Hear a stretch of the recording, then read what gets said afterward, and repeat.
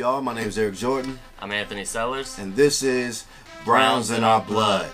First off, I want to thank my man, Dereck Edwards. In our hood, we call him Debo, but it's not for the reason you would think it is, but that's his nickname. As you see, he's a hardcore Ravens fan. All day. And we just played the Ravens this past weekend, and whenever we can get some of our friends that's into football like us, like talk football like us, we like to get them on and bring them on and hear their thoughts, especially when we're in the same division. Hey, so let's jump into it. So what are your thoughts of the Ravens-Browns game? I mean, it's always going to be competitive, just because division, rivalry. But that first half, I was a little shook. The Browns coming out hot. Then y'all had Josh Gordon back, and our corners are hurting. That first half was crazy. Second half, just seemed like Browns fell apart and the Ravens caught fire. Right. Yeah. It just took off from there. I was really impressed with the defense in the first half of the game. I was like, man, that alone, I was like, that gives me some hope right there. That goal line stand was huge. Yeah. That was huge. Yeah. And you know, ball next time, kick the field goal. He need those fantasy points. Yeah. You took the momentum right back though, because you scored right after we scored again.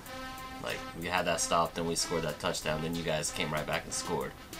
A couple things I saw that like gave me overall how I feel about the Browns. Like I'm right now where I'm at. I'm like Crow and Duke. They're really good. But we need another stud in that rotation. People talking about Barkley from Penn State. I like the kid. I do like the kid. I could see that. I don't know if Crow's that dude. As good as he looked, it's just, I don't know. Kizer, I think he is going to be a good quarterback in the NFL. But I think it's going to take about 3 years of development. Are we committed to that? When it comes to decision making, yo. I think he's mentally broken this year. I think he finally, like, he just snapped. This season, he's just mentally gone. He's probably done with the season. Just hearing all the media and stuff, that's what it looked like to me in the second half. Like he was done with it. Right, but that's part of it though. That's part of it.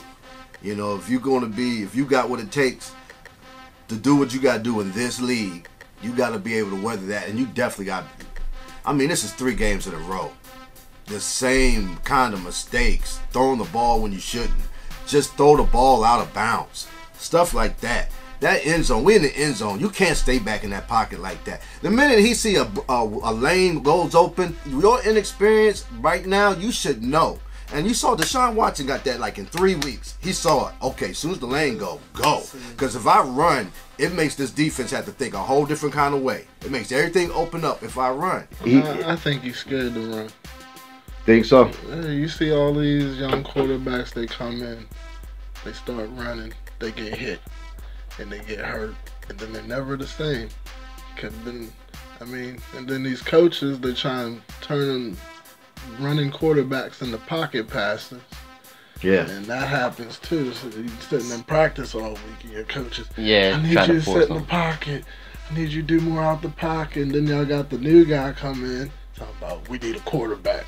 So then that's just like, all right, I got to perform.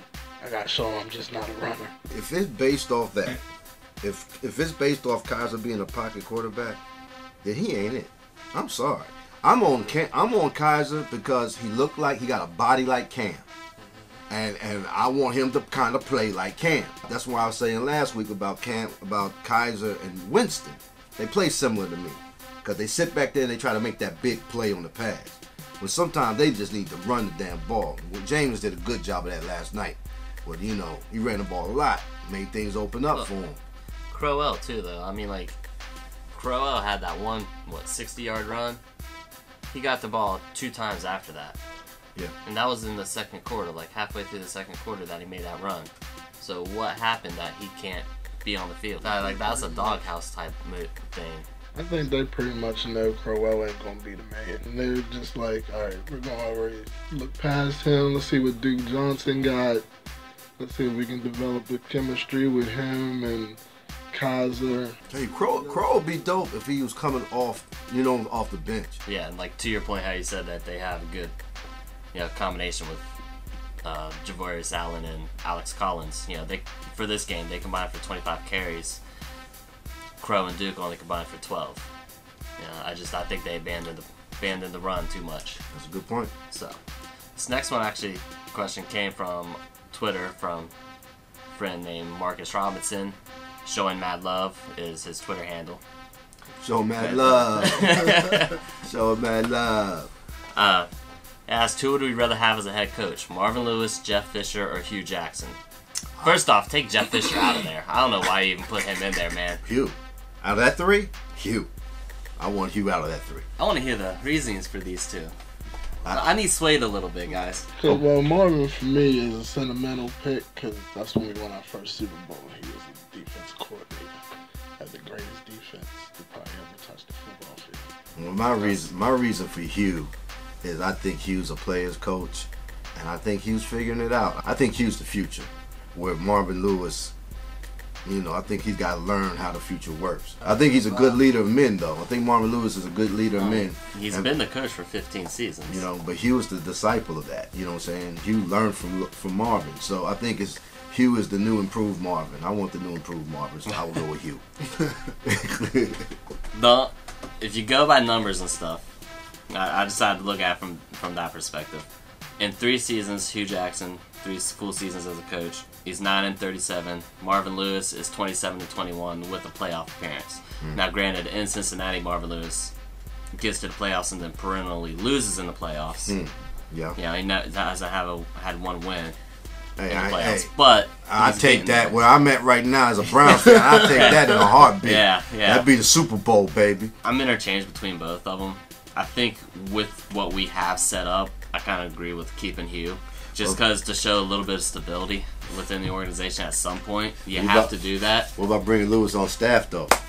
I wouldn't be against that. How or can the culture change in Cleveland? At this point, it's hard to tell if it will. We kind of hit the reset button with the whole, new front office, new GM guy again after 2 years, so it's more of the same. I hope it does, though. The fact that Haslam said he wants to keep Hugh next season, showing that he wants to have some kind of continuity. Will it change? I hope it does. What do you think, D? Y'all just need some consistency. Yeah. Like, keeping Hugh Jackson would be huge. Just because you still have that core. Like, once you lose that core, then them players got to learn a new playbook, and everything just starts falling apart. Yeah. Like, what you got comfortable with, you got to get uncomfortable again. I think a second year of Jackson and then Williams as a defensive coordinator, I really think that's going to really help set it up. Y'all got to find a quarterback that can bring that locker room together, bring them players together, and be like, look, we can win. Get some, like, if you could have brought in a Jameis Winston to get people to just follow him, like, whatever this dude does, I'm doing. He runs through this wall, I'm following right behind him. That kind of guy. Like a Carson Wentz. Yeah. Like a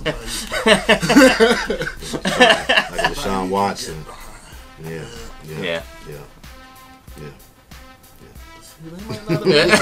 They might not have been the answer in Cleveland. You know what I'm saying? Carson Wentz wouldn't have got in Cleveland and then just bottled up. Nah, that wouldn't have happened. I don't say it's. I think we talking about when you talking about Wentz and Watson, you talking about some superstar caliber players. And Watson's definitely superstar bound. Yeah. His coach told you pass him up. It's like passing out Michael Jordan. Yeah, he was so right. Then that man came out there and showed them. I think Wentz was definitely more set up for AFC North though. I do too. He has the same kind of body frame. I do too. Been. I do too. That's what made me sold on him from the beginning. I was like, we gotta take him because he's an AFC North quarterback. Look at his body. Yeah. Look at his, you know what I'm saying? Played in the cold North Dakota. Come on, man. Yeah. He's perfect for us. Just from the previous 2 drafts, taking away the obvious stuff, Myles Garrett, Jabril Peppers, Njoku, Ogba, and Coleman, they're safe to be back next year. Ogba and Coleman's gonna be in year 3. The one that I'm most interested about is Dereck Edwards. I think he's probably got the most secure spot. He's playing on the other safety spot from Jabril Peppers, and he's been in he's started every game. He's top 5 for team total tackles, and I don't know. He was what, 4th round pick? Yeah, 4th round pick in 2016.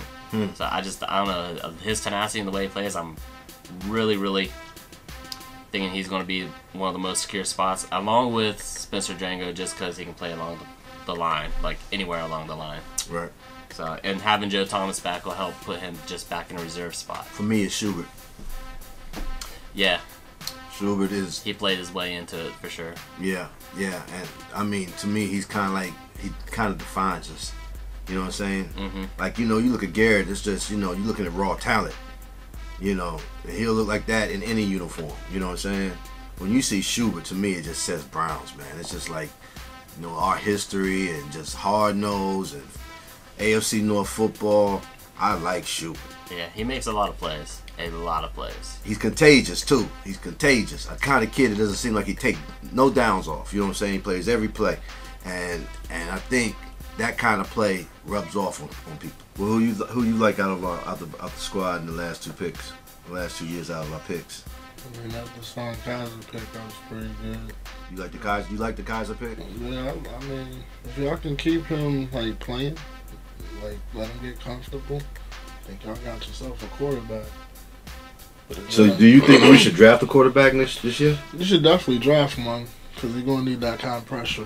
Okay, so you think competition is good? Yeah, competition is always good. Can't get too comfortable. Right. Yeah. That's what happened to Joe Flacco. Got too comfortable. Got them terrible backups. I like that. I agree with that. I love that theory. Keys to beating Chicago, because this might be it, y'all. But even though we was here earlier, Dereck brought up something very I didn't think about. If Steelers in a position to sit their players, they might sit their players that last game. They're not, though. I mean, Since they lost, ends up losing. Jacksonville's not going to lose this weekend, though. They at home, right? I think Jacksonville's at home. If they happen to drop one. The way Jacksonville's been playing, though. We don't want that to happen, though, because I need Blake Bortles to go off in my championship football league. I'm in a championship league. I'm in a championship game this weekend, and I need Blake Bortles to go off.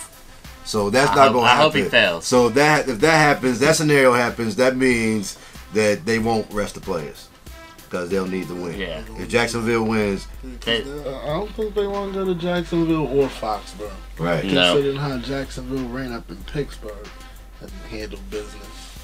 Oh, so they could clinch though if they beat Cleveland in the last game. They have to win out no matter what, I think. To clinch their home field advantage. Yeah. So we're seeing y'all best then. Yeah, Chicago's it, man. Chicago's our shot, and it's a good shot. We got a good shot. Now that defense of Chicago ain't no joke. They picked up these last, they picked up the last 4 or 5 weeks. They got a good defense, but we can keep it low scoring, man. We can make it a little brawl. You know, all we need is a couple plays. Yeah. And no turnovers. That's the key to beating anybody, damn it, for us. No damn turnovers. Yeah. Not the same turnover for 3. I mean, it's the same turnover, dude. Interception, fumble, bad decision. Bad decision. Play to our strengths, I think. Like I said, I think running the ball is more to our strengths. So I just keep to it. Hugh Jackson said, he's sorry that he didn't get the fans a win at home, and he's trying to apologize for it. I don't accept that apology because he's part of the reason why we have these losses, because he wants to throw unnecessary plays, like pass plays. Yeah. So play to the strengths, run the offense through the running game, and defense, get after Trubisky and force turnovers. Force them to pass, which I think we can do that too. I think we'll be able to make them one-dimensional. What do you think we need to do to beat Chicago? I don't know. I thought y'all were going to beat Green Bay. Yeah. Finish. Yeah. That's a big thing with us. We stopped playing around in the third quarter. I think that's because y'all just used to, how's the thing in the third quarter, we're going to lose. Let's just run the ball and get out of here. It's a mindset with them, I think. Like, they just knew something bad was going to happen. As soon as Kizer turns it over, I think that's what happens to him. Like I told people, y'all are coming up on that season where y'all just destroy everybody and you get into the playoffs right before you let all your draft picks walk out the door. I think we're going to be like Jacksonville. I think that's what it's going to look like. The defense is going to get crazy. And we're going to find some kind of consistency. If you're going to play in just the North, win ugly. you got to have a defense. Got to. Yeah. You're going to play in the North, you got to have a defense. FanDuel. Huh. Browns in our blood. FanDuel League. You guys can join and play against us. Yeah. If you sign up, Nobody signed up this week. Yeah, we took. I had a busy week. I just kind of forgot. I'm not gonna lie. I had too much going on. I was like, let me take a step back from FanDuel. It was being mischievous. There's 2 people in the league. There's 2 people. But you know what? I didn't care. I dominated. Yeah. Don't be scared of me, y'all. Come on back. Jonathan, Anthony, M-Zap, Gary. Oh, especially Gary. Oh, my God. Blowing in my ear. Whoa. Make sure you check out Fantasy Football Bosses. That's their podcast. That's every Thursday. Get that on iTunes, Mixcloud, SoundCloud, Stitcher. Anywhere they're streaming audio. And you can find us on YouTube as well. Yep. At Monstalung Soundvizion. You can subscribe, like, comment, let us know how we're doing. No doubt. Love talking. By the way, Elliot Kendall, Jeff Mitzel. I think that's how you say his name. Mitzel. Yes. Yeah. Yes. Okay. Love having the convo back and forth with you guys on that. Yeah. From Browns, Bloggers, and Friends. Great. Yeah, if you're in the Cleveland Browns football and you're on Facebook, make sure you go to Browns, Bloggers, and Friends. Yeah. We're all in there hanging out, talking football, talking Cleveland Browns football. Not much to talk about. Thanks for working with us, D. Yes, we appreciate it, man. Had a good time. I'll be here next year. Yeah. I'll be here after the Ravens win the Super Bowl this year. Hey, they got a little work to do for that. I wouldn't even be mad at it. All you gotta do is get Joe Flacco in the playoffs. That's a different guy. We didn't even get into, how, basically, that's our team won that Super Bowl. That ain't their team. That was our pick. Ray Lewis that was our pick. He wasn't that pick. They didn't show up to the game. If you don't show up, team moves. Ask the Colts. They snuck out in the middle of the night and they made flowers. Oh man. But y'all gotta come see us this weekend. We're gonna punish y'all. Yeah, you got Indy. Y'all got Indy. Y'all got win out. Yep. Yeah. Just so we can get 5th place and then go to Pittsburgh and knock off the Steelers. I wouldn't be mad at that. Oh, I don't know. I might be mad at that. It's just I hate both of y'all so much. So much. Yeah. Ugh. Yeah, I think me it's too. hate. I think it's more jealousy and envy that when the Ravens were That breeds hate. Yes. Yes. You're definitely correct. You're definitely correct. Jealous, All that. All of the above. Yes. That. It breeds the hate. Hate for the Ravens. Hate for the Steelers. I forgot to mention too. I told you this on Sunday. What? But what my mom said, how the Browns just seem like they don't want to finish the game. Like they just don't have that want to win, that will to win. Right. My mom watches 3 games a year, guys, and if she notices that and just watching 2 or 3 games a year, and she only watches it to get on to my dad.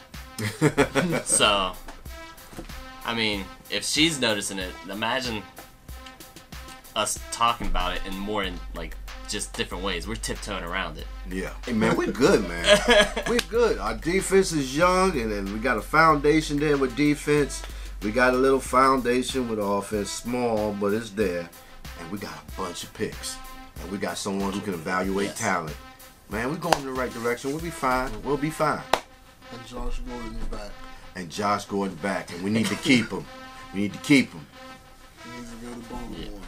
No. Okay, enough with all that. Yeah. Enough with all that. Josh Gordon, if you're watching this, Stay in Cleveland. He got a real quarterback in Baltimore. You seen Flacco. You know you don't want to play for Flacco. That's the last place you want to be, bro.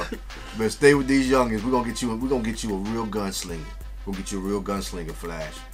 And I'm telling you, and in 2-3 years, Kizer gonna be there too. Once again, thank you for watching Browns in Our Blood. My name's Eric Jordan. I'm not Eric Jordan. That's Anthony Sellers, and this is Browns in Our Blood.